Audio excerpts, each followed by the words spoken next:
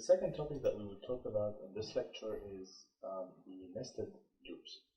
Nested loops is very similar to the same concept of nested decision structures. Like we had an if statement within an if statement.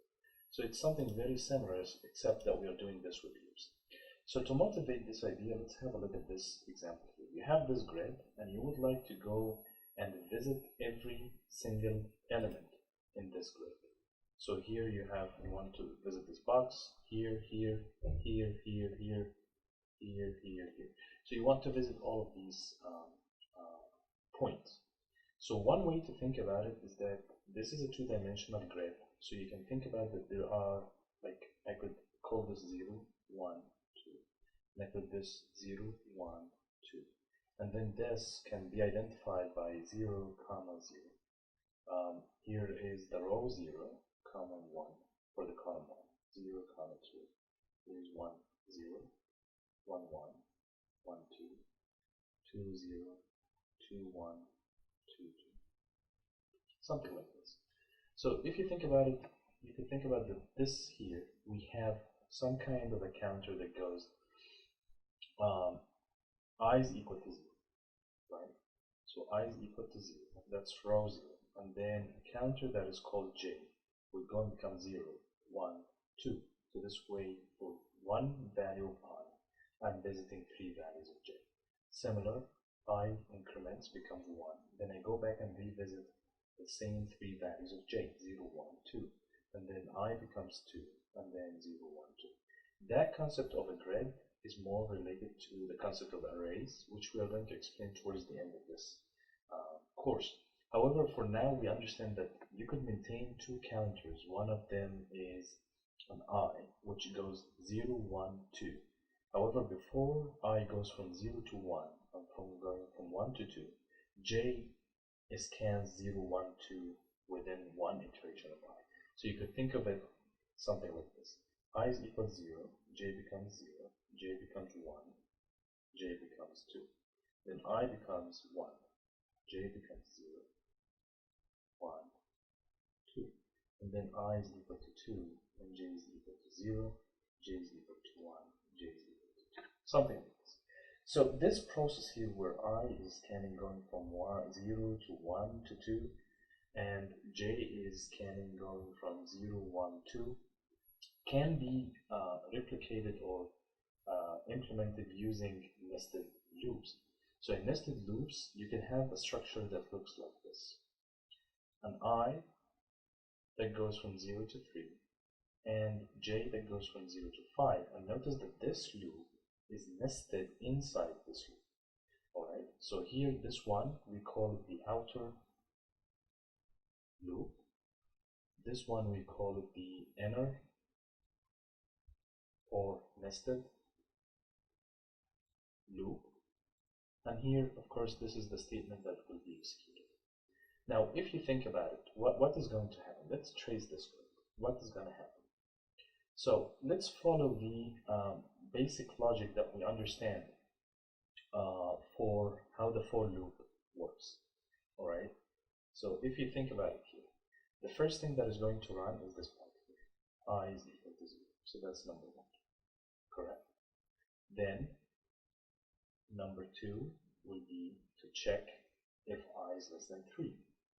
Then number 3 would be this whole thing, the whole body of the outer loop. Alright, so that is number 3 to run. Then you go back here and update I, and then you go back and check again for I, and you remember here is this loop that keeps going. So let's implement this. Let's trace it. I is equal to 0. That's the first thing. I is equal to 0. And then is I less than 3? Yes, it is. 0 is less than 3. So in this case, go inside and implement the whole body of the outer loop. So in this case, what's going to happen is that j will become 0. Alright, so let's use a different color here. So green, for example. And here we're going to say this is the first thing that is going to be executed in the inner loop. Then it goes here, this becomes 2. this is 3, and then 4, and then goes back here. So j is equal to 0, that's the first one. Is j is less than 5? Yes. Then print this using printf, which is printing I space j, basically. So it's going to print, so if we look at the output here, let's write here output. It's going to print I space j, which is 0 space 0. Then here it goes and updates, j become 1. J becomes 1. And then we ask, is j less than 5?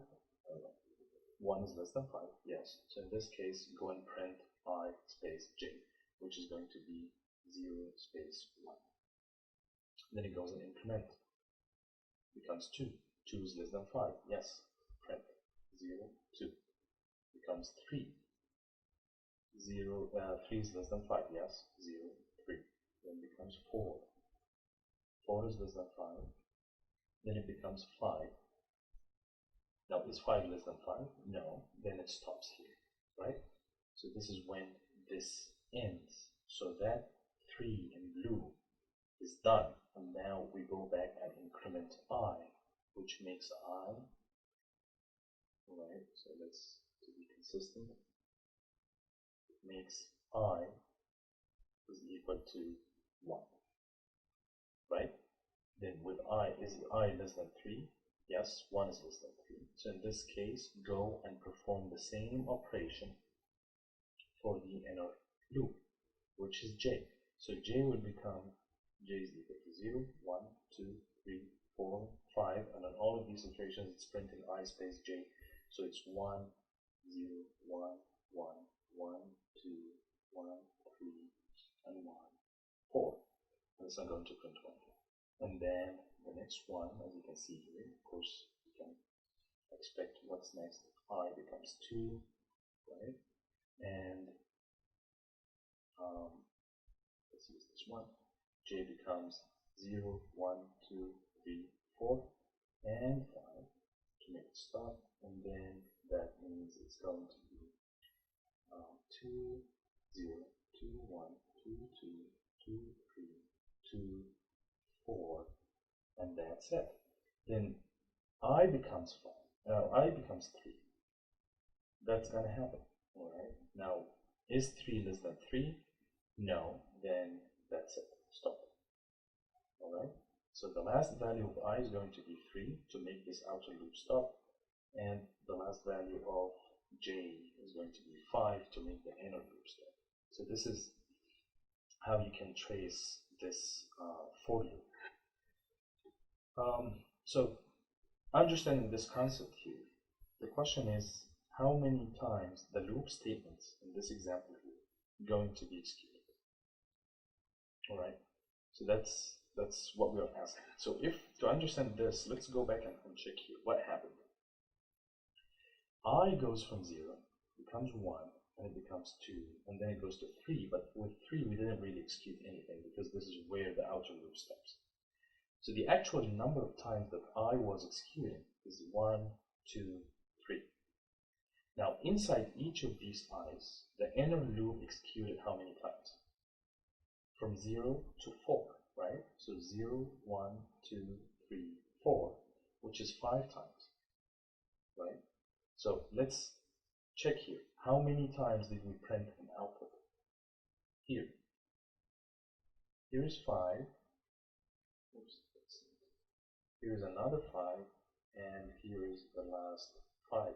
So the total is 15 times. 15 times, if you think about it, it comes from this 3 with the 5. So it's 3 times 5 is equal to 15. Outer loop runs 3 times. Inside each of these 3 times, you run the inner loop 5 times. So the overall number of times that you are running this line here is 15 times. So if you check a question like this, for int I is equal to 0, I is less than 10. For int j is equal to 0, j is less than 10. And you are incrementing by 1, that's important. Alright, so how many times are you running this? So we know that this I here is running 10 times. And inside each one of these 10 times, you are running the inner loop 10 times. So overall, that would be 100 times as 10 times 10. So that would be the answer for this question. So that's how many times this loop is going to work. All right. So let's have a quick look at an example here. So we have nested loops, and this is the code that we have. I is equal to 0, I is less than 3, j is equal to 0, j is less than 5, and then we are printing using the printf statement, the two integers, and with a space between them, and then we have I and j. So compile, run, and let's see if this is going to match what we have done. So as we see, 0, 0, 0, 1, 0, 2, 0, 3, 0, 4, and then it repeats 1, 0, 1, 2, 1, 1, 1, 2, 1, 3, 1, 4, and then 2, 0, 2, 1, all the way to 2. So that is working, right? And this is 15 times for 3 times 5. The next thing that we want to cover that, okay, now once we understand that you could look at the loop and understand how it's going to behave, let's have a look at a little bit more complicated. So you have a class that is called countForm, and it has an integer that is integer count is equal to 0, integer x equal to 10, and then I have a couple of nested loops in that structure. So for int a is equal to 1, a is less than or equal to x, a plus plus, so it's incremented by 1. Then here I have another loop with b as a counter. It goes b plus plus for x times. Then inside the b, so you have infinite, like you can nest loops as many times as you want. The c goes from 1 to x, right? And then the same here, and then I go back here and I have another loop. So that's a very complicated structure here that we have of nested loops. The couple of things that you can notice here is that here we have a is equal to 1, and it goes all the way to x and increments by 1. So this tells me something. This tells me that this loop here, and I'm trying to let's try to erase this. So we can do it. Oops. All right, there we go. Sorry about that. Yeah. So here again. So from this here, this loop all the way to here, right? So this is the outer loop. This is the big outer loop with counter a, which is going to execute how many times? From 1 to a is less than or equal to x. So that's x times of execution, correct? Now inside this loop, what is going to happen? This loop here is going to run another from 1 to x with an increment of 1, so that's x times. Then after this is done, this is going to run for, as you can see here, another x times. And inside this loop, this is running x times, and this is running x times. Can everybody see that? So here, if you think about it, I have the outer loop is equal to x. All right, so that's how many times a is going to run. Inside this, I have b is going to run x times. But inside b, I have another x running, then incremented by x. Right? Notice here that the reason why I'm saying incremented by x, because every time you are counting 1 extra. So you are incrementing by 1. So here this is going to increment x times, this is incrementing x times, but this x plus x is happening inside another x, which then is added to another x that comes from the e, and then this whole thing is repeated x times for that counter of it. Alright, so here this is coming from, I'm going to point to it coming from e, this is coming from counter c, this is coming from the counter d, this is coming from the counter b, and this is. Alright, so here I could put an expression as this is going to be 2x squared, so 2x cubed plus x squared. So that's the expression of how many times we're going to increment the count. Of course, this wouldn't be the same if you had an increment that is not by 1. If you had one of them is out of sync, like it's not incrementing from 1 to x all the time. If it's the count is not incremented by 1, here it was very, very systematic. Everything is incremented by 1, and everything is running for x times. So that's how we could get that set. So if I set x to be 10 here in this example, in that case, that would be 2000 plus, we have 100 here, so that would be 2100 times increment. So that's the question. So as an exercise, I would like you to go and try this question. I would like you to trace it. You have 3 nested loops, and each loop has in its layer a statement to be printed. It's tricky. It's going to be fun. I would like you to try it. I would like you to trace it, and then in the student forum, I have a thread that is going to be posted, which is called the Nested Loop Challenge. This is optional, you don't have to do it, but it's fun and it's going to be a very good practice. So go ahead, trace it. You can write it, type it on a computer, and then post your solution to the thread, and let's see who's going to get it right. Do not write this on a BlueJ. Try to trace it manually, please. All right. So this is the fun part, challenging. All right. Before we end this video, I just wanted to show you something from the book that you can use. So here, I'm going to, so in page 311, there is a section called the M Spotlight, and it's going to try to train you how to use nested loops to print patterns.